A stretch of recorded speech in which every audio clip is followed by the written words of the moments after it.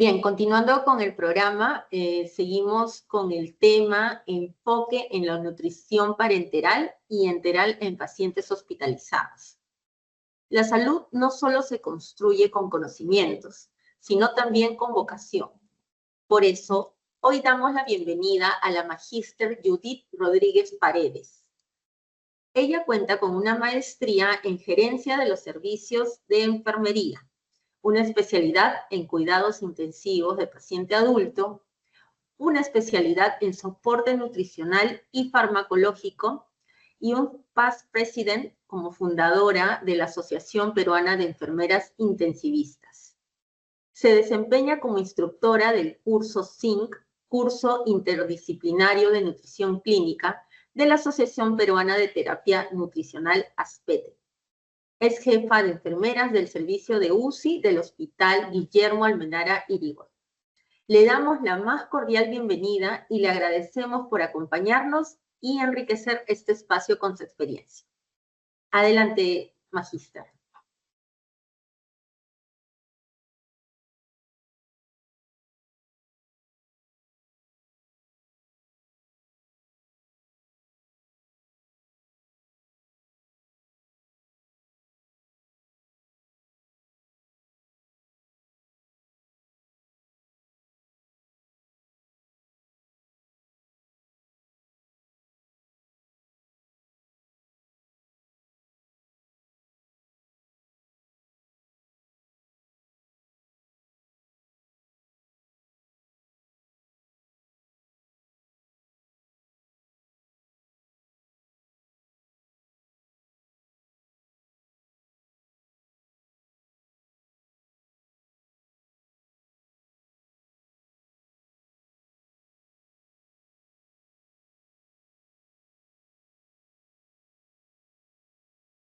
Bien, muy buenas tardes.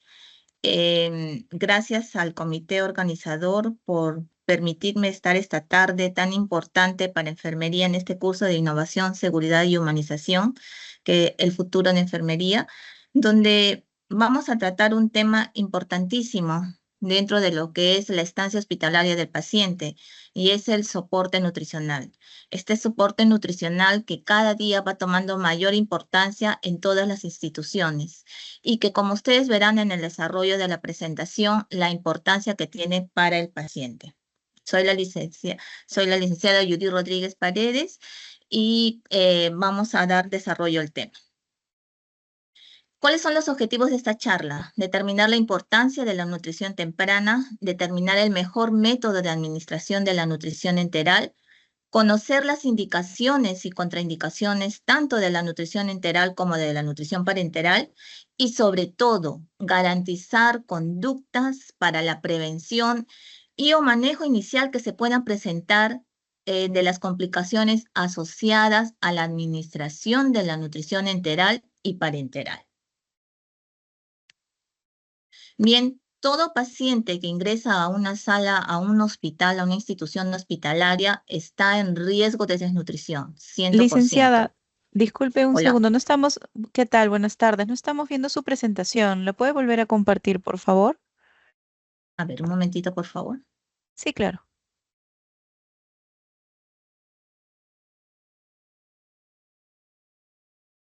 ¿Ahora sí? Sí, Por ahora favor, sí ya la podemos ahora ver. me indican, por favor. Sí se escucha, ¿verdad? Sí, la escuchamos y la vemos. Si Perfecto. pone su presentación en modo presentación, la vemos Sí, mejor. cómo no. Cómo no, un momentito, por favor. Bien. Entonces, la importancia de la nutrición clínica dentro de los pacientes hospitalizados es muy importante. Ya ha habido estudios como el AN, estudios latinoamericanos, donde ya nos dicen que el 60% de todo paciente hospitalizado está en riesgo o ya está desnutrido. Este riesgo también nos lleva a otras consecuencias, como la mortalidad, que es la consecuencia más fatal. Y hay una categorización, se podría decir, o una comparación entre un paciente bien nutrido y otro no. El riesgo va aumentando de acuerdo a ciertos factores, como por ejemplo la edad. la edad en extremos, como un recién nacido o un paciente geriátrico, pues hace que este aumente el riesgo de desnutrición. Asimismo, pacientes que están ingresados en las salas críticas también aumenta triplemente ese riesgo. Y también debemos considerar a esto, debemos sumarle las comorbilidades con los cuales ya vienen la mayoría de los pacientes a nuestras instituciones hospitalarias. Aparte de estos pacientes, muchas veces se olvida al paciente quirúrgico. Este paciente quirúrgico está sometido a un estrés metabólico y a una desnutrición preoperatoria, porque muchos de ellos ya vienen con disfunciones en el aparato gastrointestinal. Por ejemplo, los pacientes con neoplasias de estómago vienen con ayunos prolongados, ¿no? Este estrés por el acto quirúrgico hace que se produzca una serie de reacciones metabólicas y que el gasto energético sea mayor con una mayor degradación de las proteínas. Ustedes saben que las proteínas generalmente están ubicadas en los músculos y de ahí, si se desabastecen, ya no hay forma de recuperarlas. Aparte, lo sometemos todavía más a una subnutrición perioperatoria por los ayunos preoperatorios, por los ayunos, que generalmente a veces son de 24 horas cuando los turnos operatorios son en las tardes. Todo esto, ¿qué va a causar en el paciente? Pues las complicaciones postoperatorias, infecciones, dehiscencias de herida, estadías prolongadas, la calidad de vida está desmejorada y probablemente con todo eso podamos llevarlo a la muerte. Entonces, la nutrición juega un papel importantísimo también en estos pacientes quirúrgicos. Consecuencias, por supuesto, y la mayoría lo sabemos, aumento de la morbilidad, ¿no? Lesiones por la estancia, lesiones que de repente no van a cicatrizar muy rápidamente o que se van a profundizar más rápidamente, prolongación de la estancia hospitalaria y por ende incremento de los costos hospitalarios. ¿Qué debemos hacer? Todo paciente que ingrese a una sala de hospitalización debe ser evaluado nutricionalmente para saber si está en riesgo o está desnutrido. De esta manera poder llamar a los equipos de terapia nutricional, si es que los tenemos en nuestras organizaciones, o interconsultar a quien corresponda para instalar inmediatamente un soporte nutricional en este. Hay herramientas, por supuesto que hay infinidad de herramientas ahora y que pueden ser utilizadas por cualquier integrante del equipo de salud, no solamente por la nutricionista, ¿no? Tenemos el MAST para pacientes geriátricos, el GRIM, el NUTRIC y el Nutritional Risk Screening 2002, que generalmente se utiliza en las salas de cuidados intensivos. Tenemos que tener mayor énfasis con aquellos pacientes adultos mayores, pacientes polimórbidos y pacientes obesos. Muchas veces uno piensa, el paciente es obeso, ¿qué riesgo puede tener de desnutrirse? ¿No? La mayoría piensa, pero si tiene suficiente masa corporal, no. El paciente obeso es un paciente en riesgo de desnutrirse también. ¿Y qué nos dicen ya las guías europeas? Que todo paciente que ingresa a una sala de cuidados intensivos está en un riesgo alto de desnutrición dentro de las 48 horas de su permanencia en esta sala. ¿Cuál es el papel o cuál es la competencia de la enfermera dentro de toda esta terapia nutricional? Tenemos responsabilidad compartida al inicio, en la evaluación nutricional, en la formulación, en la preparación de las fórmulas, cuando somos parte del equipo de soporte nutricional, pero la responsabilidad innata está en la administración de la fórmula. Lo administro correctamente a la velocidad oportuna, hago la evaluación, el monitoreo, si el paciente tolera o no este nutriente y está ya el paciente para ser retirado de los accesos enterales o parenterales para ya iniciar la vía oral. Todo esto nos corresponde, es responsabilidad neta de la enfermera, ¿no? Porque en las salas de hospitalización, ¿quién monitoriza si el paciente toleró o no toleró la fórmula? La nutricionista, no, las enfermeras, porque están a pie de cama, ellas saben si es que el paciente vomitó, tuvo dolor, hizo deposiciones líquidas. Entonces, el monitoreo es nuestro, es nuestra competencia. ¿Y qué beneficios trae el soporte nutricional? La optimización de la recuperación, porque un inicio temprano de una nutrición pues favorece ello. La reducción de complicaciones, ¿no? Por ejemplo, si yo le doy un buen aporte de proteínas a este paciente, de repente que viene con riesgo y es sometido a un acto quirúrgico, pues rápidamente se va a recuperar. La mejora de la respuesta inmunológica. Recuerden que el intestino es el órgano inmunomodulador más grande que tenemos. Ahí están las inmunoglobulinas dentro de todo el tracto, de todo el intestino en sí, ¿no? Y con ello, ¿qué hacemos? Mejoramos la calidad de vida de estos pacientes. Si el paciente no puede tolerar por vía oral, ¿tenemos otras opciones? Por supuesto que sí. La primera opción y la más fisiológica es la vía enteral. Entonces yo ya estaré viendo, analizando qué acceso le puedo colocar a mi paciente, ¿no? Un acceso gástrico, un acceso postpilórico para iniciarle un soporte nutricional si yo sé que este paciente no me va a tolerar por boca. En las salas de cuidados intensivos, lo mismo también.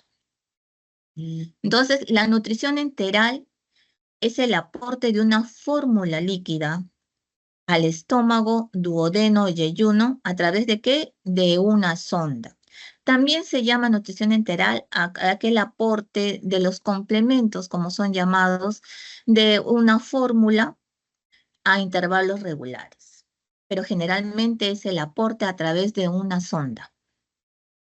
Entonces, ¿cuáles son los criterios para la selección de la nutrición enteral?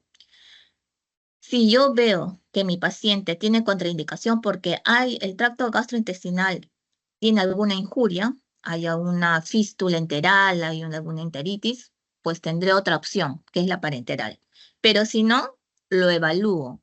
Y si hay grande riesgo de aspiración o veo que la sonda está a gravedad y hay residuo gástrico abundante, ¿tendré otra opción? Sí, el acceso pospilórico, ¿no? El acceso pospilórico, que si yo no lo puedo poner a pie de cama, a ciegas como se llama, pues tendré otras formas de colocarle ese acceso pospilórico, ya sea por endoscopía o por fluoroscopía.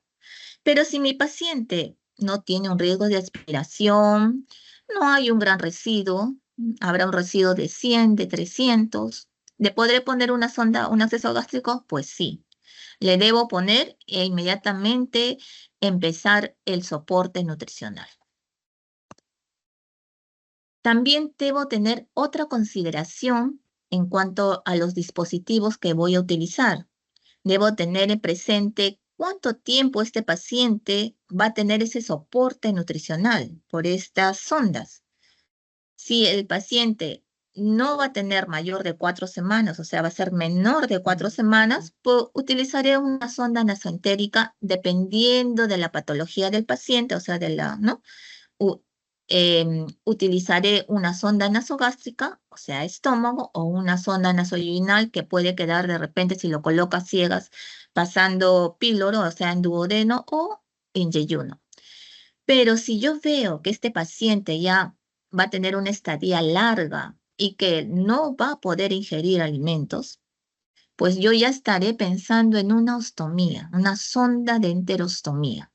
Entonces, para eso tenemos también, de acuerdo a la patología, puede ser una gastrostomía o una yeyunostomía. Entonces, paso a reemplazar estos dispositivos, estas sondas que se pusieron por nariz o por boca, a colocarlas directamente al estómago o al yeyuno a través del estómago.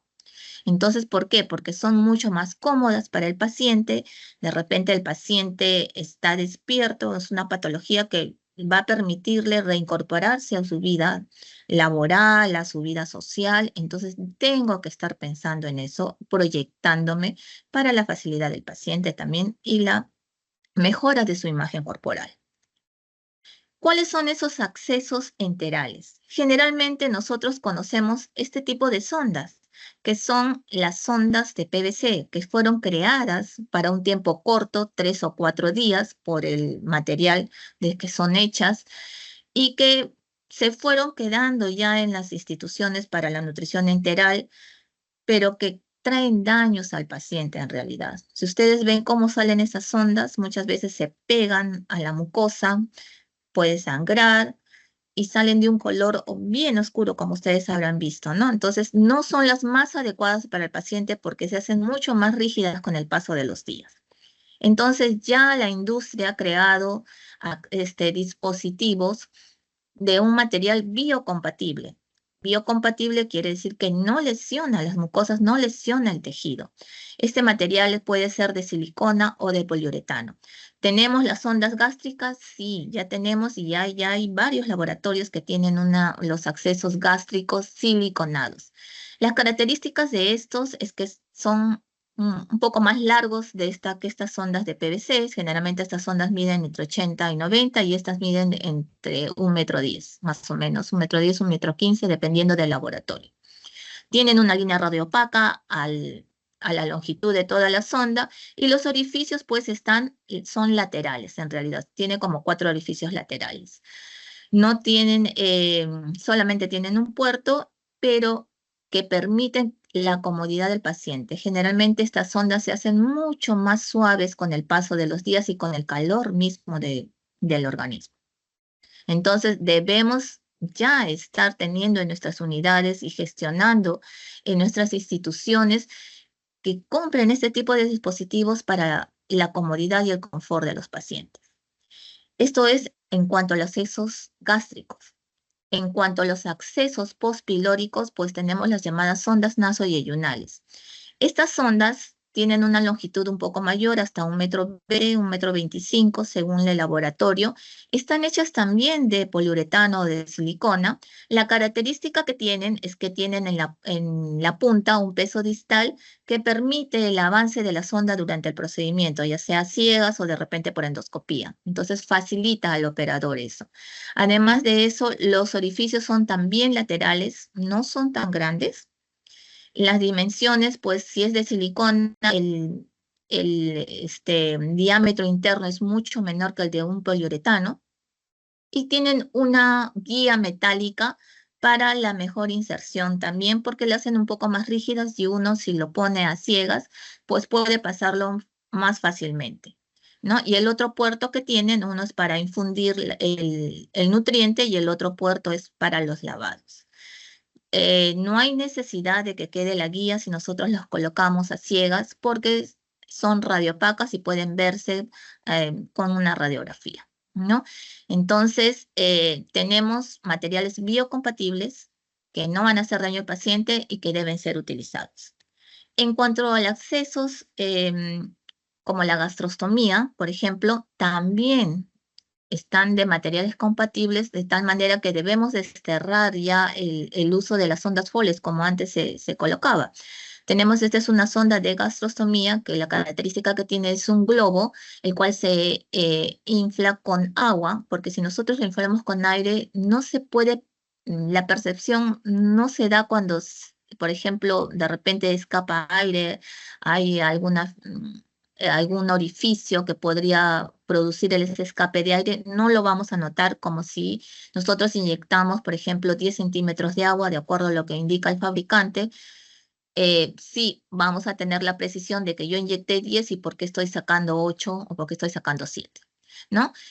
Entonces, estas sondas también vienen graduadas, algunas tienen 2 puertos, una para lo que es el inflado del globo y otra para la administración del nutriente. La característica es que tienen acá como un disco de silicona o de poliuretano que se pone en la pared del abdomen y que sirve también ahí como un tope y que nos permite visualizar en qué número se encuentra para que también objetivamente podamos de repente observar si es que ésta se deslizó o no se deslizó. Aquel paciente que va a tener ya larga estancia con este dispositivo puede pasar al botón gástrico, que es algo mucho más pegado al abdomen, ya no tiene todo este circuito, toda esta, ¿no? Esta manguerita, vamos a decirlo así. Entonces, puede colocarse el botón gástrico y con ello hacer su vida normal, pasar su soporte por bolos, ¿no? A través de extensiones con los cuales vienen estos botones gástricos y se puede pasar en casa tranquilamente, ¿no? Hay muchos pacientes que hacen una infusión o una administración del nutriente cíclico.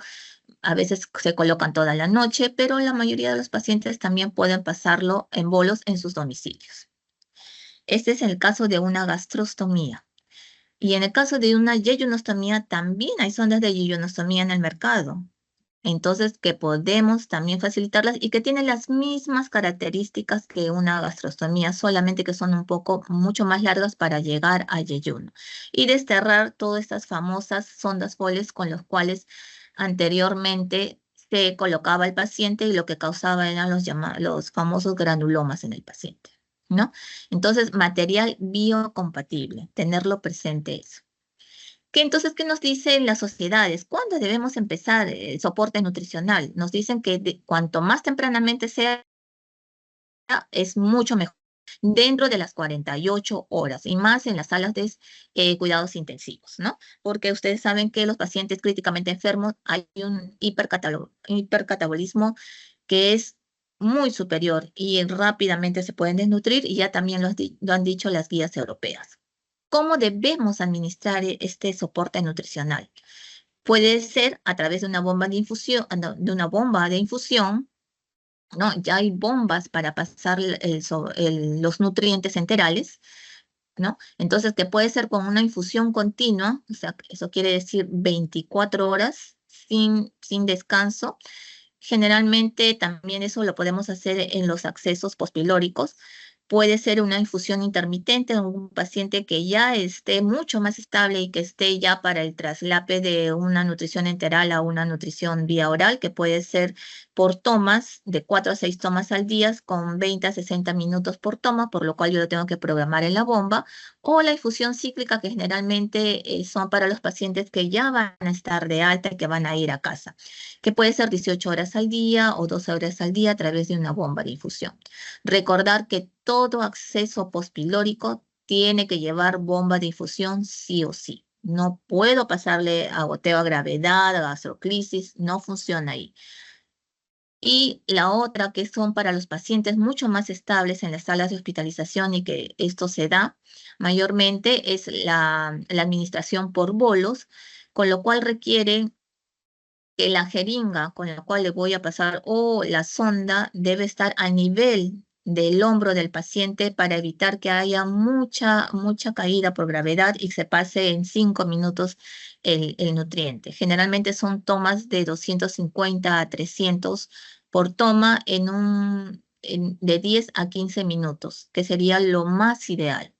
Yo sé que van a decirme, pero no hay personal, pero también debemos pensar que una velocidad excesiva lo que puede acarrear que el paciente no lo tolere, se distienda y empiece a hacer las deposiciones líquidas. Y en eso van a decir, es la fórmula. Y no se dan cuenta que es la forma como yo administro la fórmula la que está provocando ello, ¿no? Entonces lo que van a hacer, van a retirarle la fórmula y vamos a retroceder, dejarlo en ayuno al paciente. ¿Qué sistemas de administración tenemos? Tenemos los sistemas cerrados, que generalmente están bien en las fórmulas estándares o poliméricas, que generalmente también se usan en las unidades de cuidados intensivos y en algunas salas de hospitalización también. Pero generalmente los sistemas abiertos están dados para las salas de hospitalización, que son las fórmulas que se reconstituyen y que deben tener un especial cuidado para su administración y su almacenamiento, ¿no? Estas fórmulas, una vez reconstituidas, están durando entre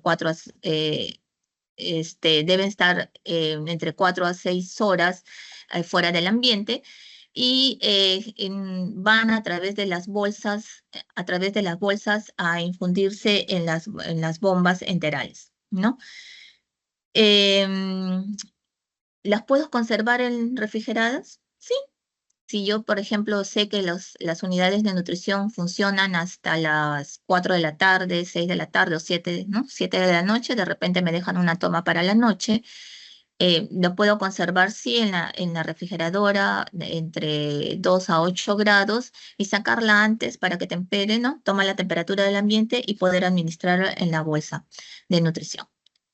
Tipos de fórmulas, tenemos ahora una gran variedad para toda patología del paciente, desde las poliméricas o las estándares, las especializadas que va dependiendo dependiendo qué alteración tenga el paciente, para renales, para pacientes hepáticos, para pacientes con problemas respiratorios, inmunológicas, las elementales, que son las proteínas degradadas en su mínima expresión, como son los aminoácidos, las oligoméricas, que generalmente están dadas para aquellas accesos pospilóricos, porque son mucho más fáciles de absorción, ya que las proteínas están degradadas en dipéptidos o tripéptidos, y las modulares que tenemos son módulos ya sea de carbohidratos o de proteínas, que los puedo agregar a esas fórmulas, sí, para hacerla, por ejemplo, las fórmulas hiperproteicas, ¿no? Las llamadas, las que se le daba a los pacientes en COVID y que se han quedado ahora más en esta actualidad y que le damos a los pacientes hospitalizados.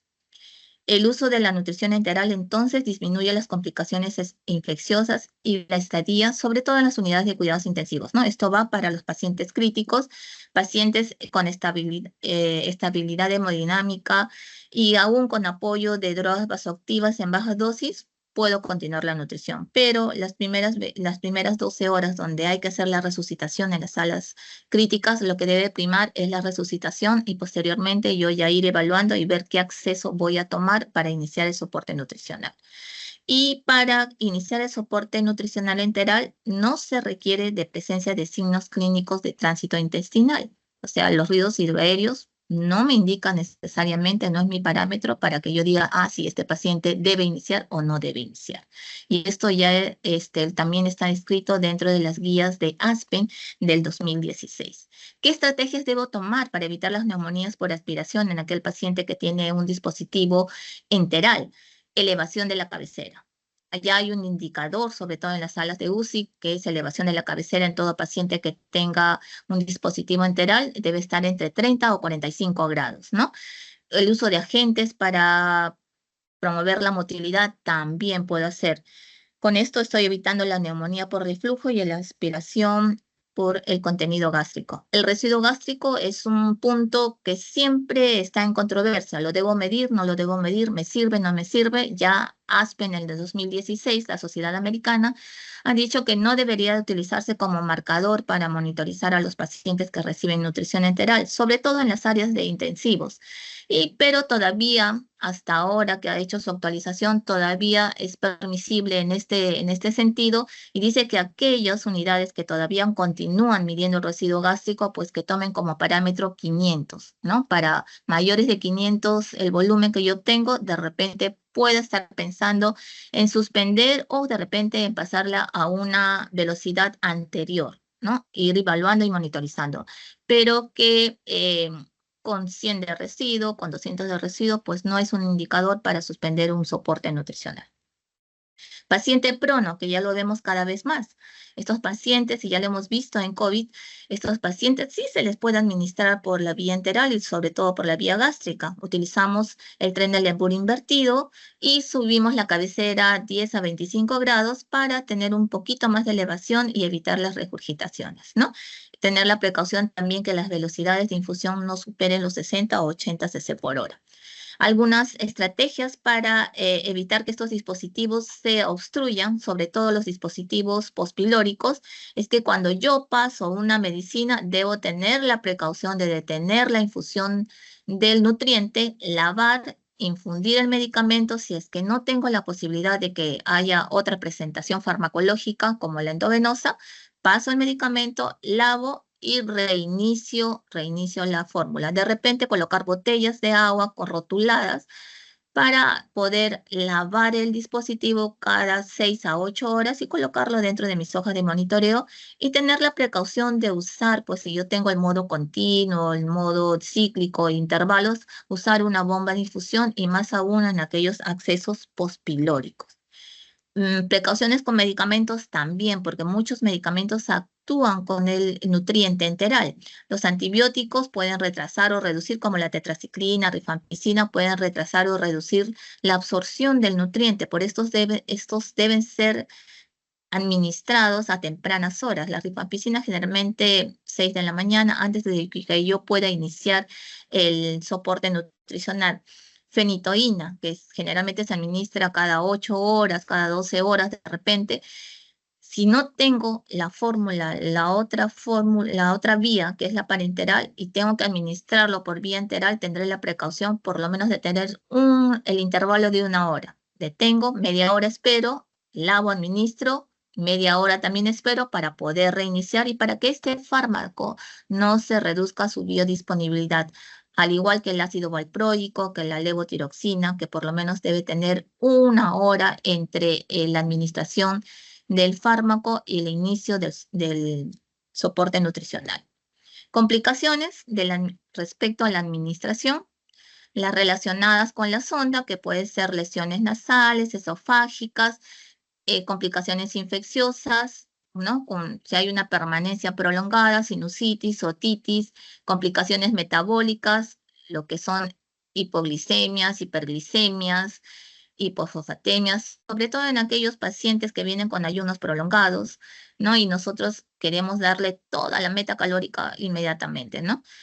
Complicaciones gastrointestinales, que puede ser el estreñimiento, diarrea. Ustedes habrán escuchado del famoso DANE, la diarrea asociada a la nutrición enteral, que de repente la fórmula que le estamos administrando es hiperosmolar y no es tolerado por el paciente, o que de repente la velocidad de infusión es mucho mayor que la que el paciente puede tolerar y va a producir este tipo de diarreas, ¿no? Distensión abdominal, dependiendo como yo, si le paso el bolo en 5 minutos o en 3 minutos, por supuesto, y si le paso un bolo mayor de 500, por supuesto que el paciente me va a hacer una distensión abdominal hasta vomitar. Entonces, debo tener en cuenta todas estas complicaciones también que son asociadas a la administración de la nutrición enteral, ¿ya? Hay un mito que es necesario poco a poco ir ya desterrándolo, como es suspender la fórmula 8 horas antes, o a veces nos dicen un poco más de una cirugía, ¿no? La verdad es que suspendiendo 2 horas antes es suficiente. ¿Y por qué? Porque la tasa media de vaciamiento gástrico de los líquidos es de 30 minutos. Ya en el mundo existen los protocolos Fast Track que van a promover el aporte de los líquidos 2 horas antes de la cirugía. Y estos protocolos son los protocolos ERAS, que significa que una mejor recuperación después de la cirugía. Su objetivo principal es reducir el estrés metabólico causado por el trauma quirúrgico y con ello, pues, procurar que el paciente se recupere más prontamente y nos da estrategias como, por ejemplo, el ayuno reducido, 6 horas antes para sólidos, con ingestas pequeñas de líquidos claros y ayuno hasta 2 horas antes todavía de la inducción de la anestesia, generalmente dando una carga de carbohidratos entre 200 a 300 calorías la noche anterior. ¿Para qué? Para suplir todo este estrés metabólico. ¿Quién no ha entrado a sala un día anterior y está nerviosísimo? Entonces, imagínense un paciente que ya viene con alteraciones, ese estrés está mucho mayor y va a haber más consumo energético en él, ¿no? Entonces nos da una serie de estrategias en el preoperatorio, ya está en Europa, ya instalado hace muchos años atrás y se está promoviendo ya en Latinoamérica para ver si este paciente, si estos pacientes que ingresan a sala y más aún que tienen dispositivos, pues se pueda adherir. Recuerden que aquel paciente que tiene un dispositivo postpilórico, en realidad no cabría suspenderle la fórmula 6 horas antes, porque si está en intestino, si está en ayuno, ¿cuál es la función del intestino? Absorber, y rápidamente va a absorber el nutriente. Entonces no habría por qué temer de que el paciente vaya a regurgitar o a otra cosa. Licenciada Bien, Judith, disculpe, me queda nos quedan poquísimo. 5 minutos, sí, Ay, 5 Dios minutos. mío. Ya. Entonces tenemos otro tipo de nutrición que es la parenteral. Y la parenteral es la administración de nutrientes al torrente sanguíneo. ¿Con qué? Con el objetivo de dar un soporte metabólico, que esas células trabajen y que puedan hacer frente a esa infuria que presenta el paciente. Situaciones clínicas: cuando el tracto gastrointestinal no está funcionante, cuando hay una obstrucción intestinal, cuando hay fístulas enterocutáneas que tienen gastos mayores a 600 y sobre todo cuando hay un síndrome de intestino corto. Componentes: los 3 grandes macronutrientes, así como elementos traza y electrolitos. Son preparadas en cabinas especiales, cabinas de flujo laminar horizontales que no permiten que ingrese nada del exterior hacia adentro y todo está lavado, desinfectado, personal protegido. Y estos son los productos, que son las bolsas 2 en 1, que tienen 2 grandes macronutrientes, o las bolsas 3 en 1, que tienen los 3 grandes macronutrientes. Bolsas prellenadas hay en el mercado, que son las estandarizadas, que traen lo mínimo para el paciente. ¿A través de qué podemos pasarlas? A través de catéteres centrales, porque me van a tolerar mayor osmolaridad y la fórmula va a ser mucho mayor completa, o de repente aquellos pacientes que tienen intestino corto o pacientes oncológicos a través de un catéter venoso central tunelizado. ¿Tenemos administración periférica? Sí, y esto es importante. La administración, esta nutrición periférica solamente se da entre 7 y máximo 15 días. Generalmente va para los preoperatorios porque soportan solamente osmolaridades entre 600 a 800 y con ello pues traen lo mínimo para el paciente. Por eso es que no pueden ir más allá de estos días porque no le estoy ayudando al paciente. Solamente le estoy dando lo mínimo. Entonces no le ayudaría. Complicaciones.